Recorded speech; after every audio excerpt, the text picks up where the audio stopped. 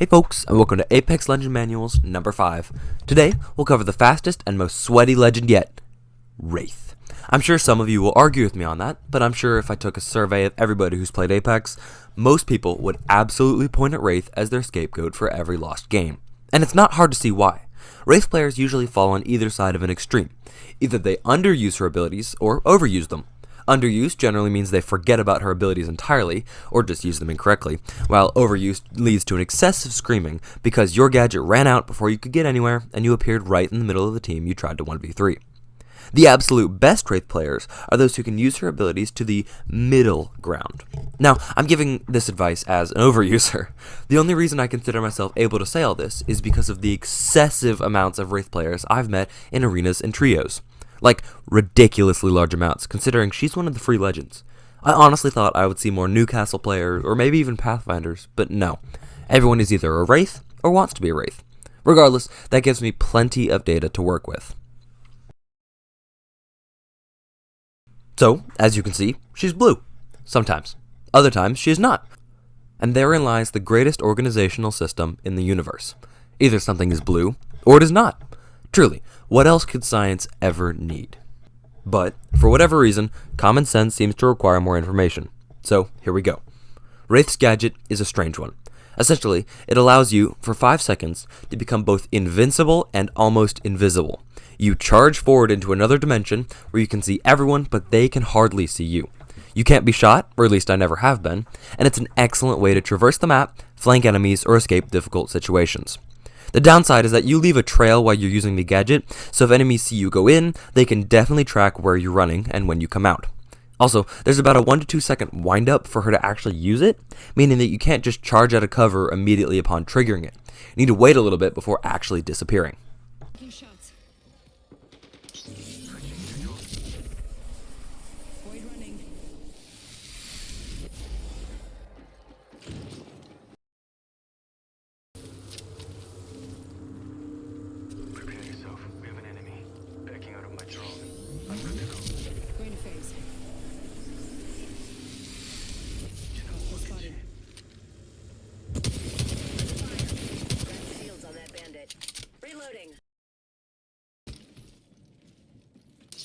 Jumping.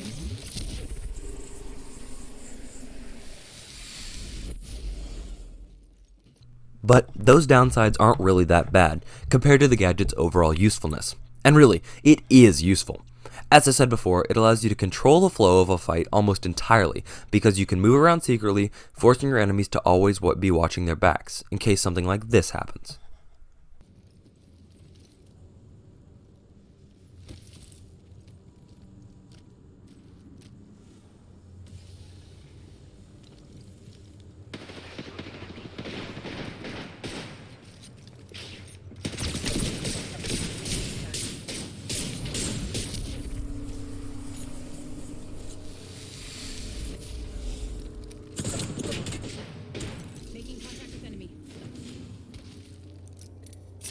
Recharging my shields. Didn't I say that I was an overuser? Yeah, that was proof of the danger of overestimating your abilities. So, use this gadget carefully. When an enemy team is pushing your position, that is a terrible time to use it. When they're out of cover, charging you, they are completely exposed to whatever bullshit you want to throw at them. Wait for your team to either win the fight, in which case you shouldn't need your gadget at all, or to start losing, in which case you can gadget away to another vantage point, preferably behind the opponents. This gives you an excellent way to turn the fight back in your teammates' favor, because you can unload mag after mag into the enemy backs with little resistance. Charging on my shields.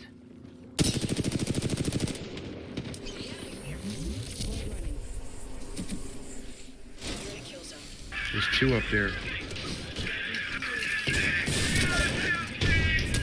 Don't leave Wraith all alone, dude.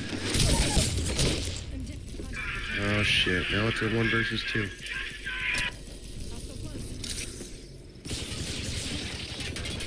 Cracked an enemy shield. Downed one. You got this. The resin. Alright. Another useful way to employ her gadget is through 1v1 situations. You know, where your two teammates are off fighting their two teammates, and it's just you and them. Where every shot landed turns the tide in your favor, where there's not time for anything but precision, because a missed shot can be the difference between life and death. Well, not death, it is a video game, after all. But regardless, Wraith's gadget is an incredible advantage in this kind of fight, especially if you're already losing. Remember, just using the gadget will mean that your opponent can track where you run by watching for your trail. The best way I can think of to deal with this is to run for cover. This will make your opponent think you're fleeing and potentially charge after you. As soon as you break their line of sight, use your gadget to run out a different way than they're approaching, if possible. Regardless, the goal here is for your enemy to lose track of you, meaning you can pop out invisibly and drop them. So again, break line of sight, use, run behind them or into a different sight line, and win the fight. If you're lucky, it might even have recharged by the time you rejoin your team, meaning you can employ the strategy all over again.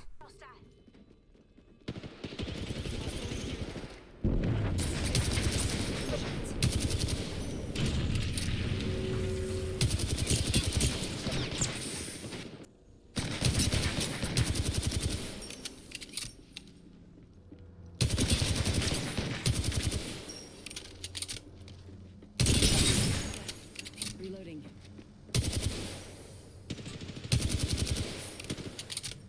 Hostile spotted. Reloading. I downed an enemy.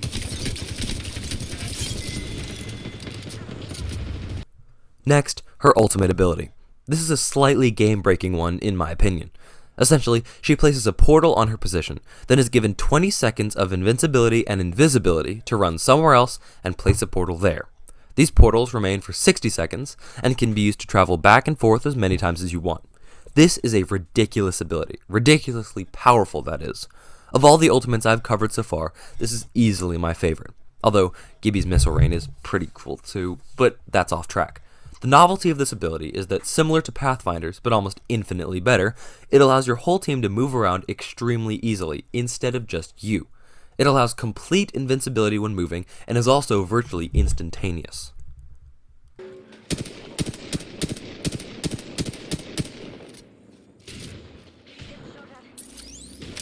Follow the tunnel. Giving my shields a recharge.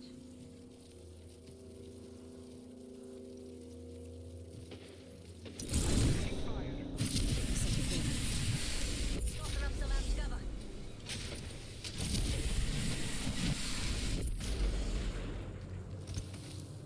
So, how do you use it? For starters, never use it alone. Never use it just to travel around the map for convenience's sake, and never use it in a 1v1 fight unless you absolutely have to. If your entire team is gone and it's just you versus another whole team, then anything goes, of course. In any other situation, make sure you allow your team to get the full use of this thing. Make sure it goes somewhere useful and doesn't just pop out in the middle of an open field with no cover, because that is an enemy sniper's wet dream. No, place your ult near a contested area, and then run and place it in a place with cover somewhere away from the fighting, essentially to provide a place either to heal and recharge shields if necessary, or a way out should the fight go poorly. The thing to watch out for here is that enemies can use your portals too. That is rarely that much of a problem, because your teammates are right there, and should be able to take out whatever enemy just jumped into an unknown portal. Just in case your team can't handle a completely unaware enemy just delivered to them on a silver platter, make sure the portal is behind your team's quote-unquote line. In every fight, there is an imaginary but highly important line of combat. Each team tries to push their line forward and shove the other team out. This fight generally leads to one team destroying the other, either based on skillful aiming or just dumb luck. Think of it as a folded piece of paper, folded in half. You have the one side, which is your team, and the other side of the crease is their team, and you try to move that crease from side to side to shove the other team completely off the paper. This kind of fight is boring and over quickly. The best thing that an attacking legend like Wraith can do is completely remove that line, either by teleporting behind the enemies or by removing her team entirely from the fight, meaning a whole new line of combat is made wherever she chooses the next fight to be. In this way, Wraith completely controls any typical fight. It does not mean that she can single-handedly win most fights. As I said, 1v3s hardly ever go well. 10 seconds. Rings just ahead.